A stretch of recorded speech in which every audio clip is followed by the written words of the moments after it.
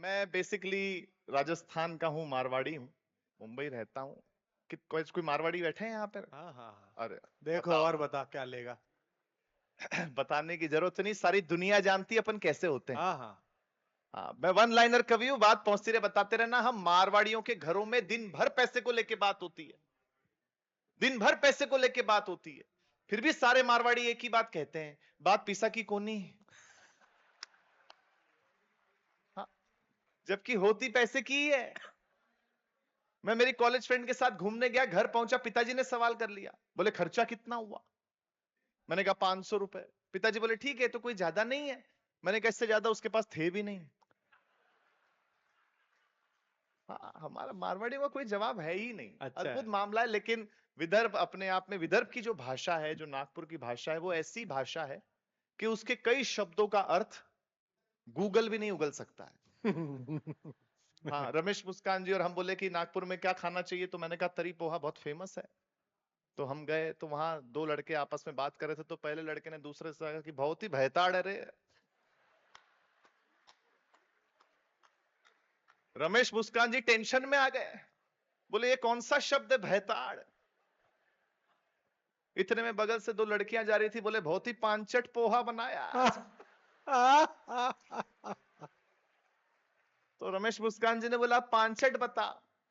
मैंने कहा कुछ नहीं, ये नागपुर वालों की दिल की भाषा है, जो दिल होता है जिसके पास वो ही समझ पाता है, दिमाग वाला थोड़ा कम समझ पाता है। आपकी भाषा बड़ी बहुत अद्भुत है, अच्छे वाह रोहित।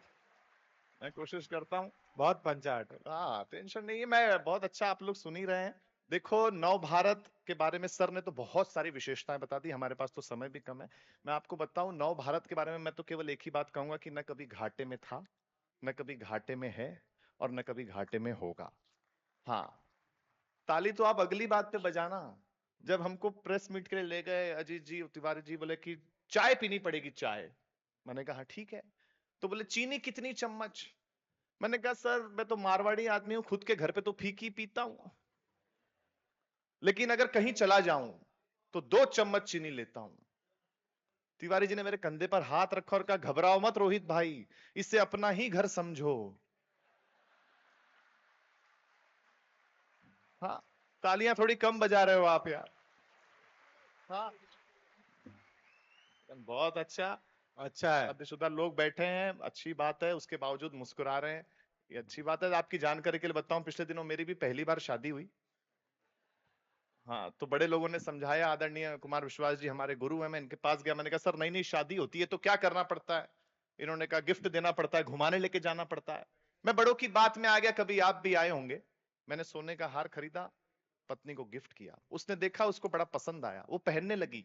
पहनते पहनते पूछा ये असली तो है ना? मैंने कहा असली होना चाहिए, वरना 35 रुपए गए पानी में। हाँ, पीछे पड़ गई, बोले तुम पूरी दुनिया घूमते हो, मैं घर में रहती हूँ, मुझे घुमाने लेके चलो। बहुत बारीक बात कहने जा रहा हूँ, बात पचे तो बताना अपनी तालियों से। बोले घुमाने लेके चलो, घुमाने लेके चलो, घुमाने लेके चलो। मैं उसे शमशान घाट पे ले गया। अरे वो बोले कैसी जगह ले आए हो? मैंने कहा अरे पगली, लोग मरते हैं यहाँ आने के लिए।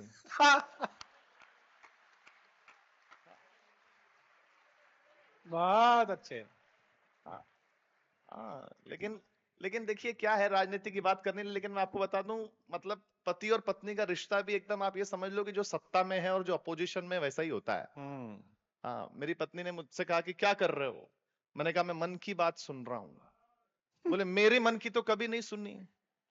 मैंने कहा जो तुम कहती हो उसे मन की बात नहीं, मन की भड़ास कहते हैं। हाँ, फिर मैंने तुरंत कवर किया, मेरे को लगा रहना घर पे ही है। तो मैंने कहा देखो आज के बाद मैं तुझे लड़ने का कोई अवसर नहीं दूंगा। अब वो भक्त है, उसने कहा मैं आपके दिए हुए मौकों की मोहताज नहीं हूं, मैं आत्मनिर्भर हूं। लेकिन मेरा जवाब उसके जवाब पर भारी पड़े तो सबकी तालियां चाहता हूं। देखो महिलाओं, आप कितना भी आत्मनिर्भर हो जाओ, कितना भी आत्मनिर्भर हो जाओ, तुम सुंदर लग रही हो, ये सुनने के लिए तो हम पुरुषों पे निर्भर रहना पड़ेगा यार। अच्छा है। लेकिन जो है, सचमुच मैं महिलाओं का सम्मान करता हूं, महिलाओं से डरता बहुत हूं मैं।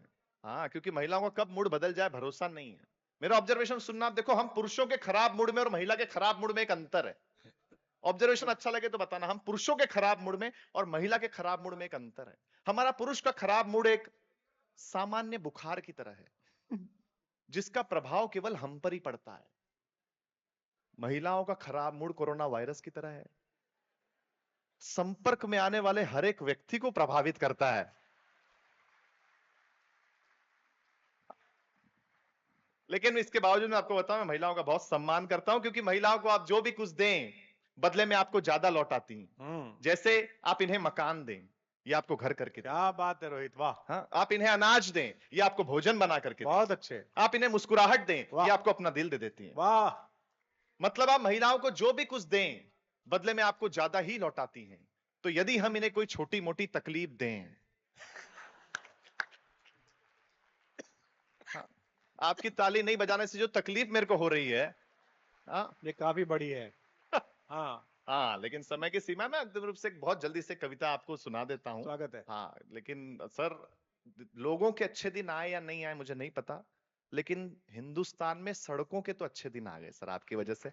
इसके लिए हम आपको धन्यवाद देते हैं, बधाई देते हैं। एक छोटी सी कविता मैं सुना देता हूँ, समय की सीमा है, सर को आपको सुनना है। देखिए, हमारा शरीर पंच तत्व से बना है, लेकिन कुछ लोग इसको दूषित करने में लगे हैं, कुछ प्रदूषित करने में लगे हैं, लेकिन कुछ चुनिंदा ऐसे लोग हैं जो बैक टू बेसिक्स हो रहे हैं, और ये दुनिया उन्हें बुद्धू कह रही है। मेरी कविता सुनने के बाद आप लोग ये निर्णय लीजिएगा कि वो लोग बुद्धू हैं या वो लोग समझदार हैं। मैं कविता सुनाने की कोशिश करता हूं, और अब मैं ताली मांगूंगा नहीं, कविता जहां अच्छी लगे आप लोगों की तालियां मिले। अब जो मैं सुना रहा हूं कविता, स्वागत है बेटा, वो जिंदगी का सफरनामा है। इस चकाचौंध की दुनिया में आके लग रहा है कि फिर वहीं लौट जाना है। वाह, क्या बात है बेटा। आप जब सोचेंगे कि जिंदगी के सफर में क्या खोए क्या पाए, तो ये कहावत बिल्कुल सच साबित होगी, लौट के बुद्धू घर को आए। बहुत अच्छा, धन्यवाद। पहला ऑब्जर्वेशन सुनिए इसी प्यार इसी मस्ती के साथ कि अब देखिए ना, मिट्टी के बर्तनों से शुरू कर कांसा, पीतल, स्टील के बर्तनों से होकर प्लास्टिक के बर्तनों तक जाना, क्या बात है, वाह। और फिर कैंसर के डर से फिर से मिट्टी के बर्तनों पर लौट आना। वाह, अच्छा है। अंगूठा छाप से शुरू कर अपना डिजिटल सिग्नेचर पाना, और फिर थंब इंप्रेशन अर्थात अंगूठा छाप पर। वाह, क्या बात है, बहुत अच्छे, अच्छा ऑब्जर्वेशन है। हम तो समझ ही गए, अब आप ही बताएं, इसी को तो कहते हैं लौट के बुद्धू घर को आए। बहुत अच्छा। गरीबी में फटे फुटे कपड़ों से काम चलाने से लेकर सूती, टेरिलॉन, पॉलिस्टर, लीनन तक जाना, और फिर ब्रांड के नाम पे फिर से फटे फुटे कपड़ों पर लौट आना। खेत में पसीना बहाने से घबराकर पढ़ लिखकर एसी कमरों तक जाना, और फिर ऑर्गेनिक फूड की तलाश में वाह, फिर से पसीना बहाना। हाँ हाँ हाँ हाँ, जहां से चले थे वहीं खुद पर को आए। पाए, इसी को तो कहते हैं लौट के बुद्धू घर को आए। बहुत अच्छे रोहित, बहुत हाँ? अच्छे। अपने बच्चों को मिट्टी से होने वाले इंफेक्शन से डराना, वाह, और फिर वेकेशन में नेचुरोपैथी सेंटर जाना, और वहां खुशी खुशी मडबाथ अर्थात मिट्टी से नहाना। गांव, जंगल, नदी, पहाड़ से निकलकर अपने आप को डिस्को, पब, मैगडी, स्टारबक्स में पाना, और फिर मन की शांति के लिए फिर से प्रकृति की तरफ लौट जाना। आखिर हम आपको कितनी बार बताएं, इसी को तो कहते हैं लौट के बुद्धू घर को आए।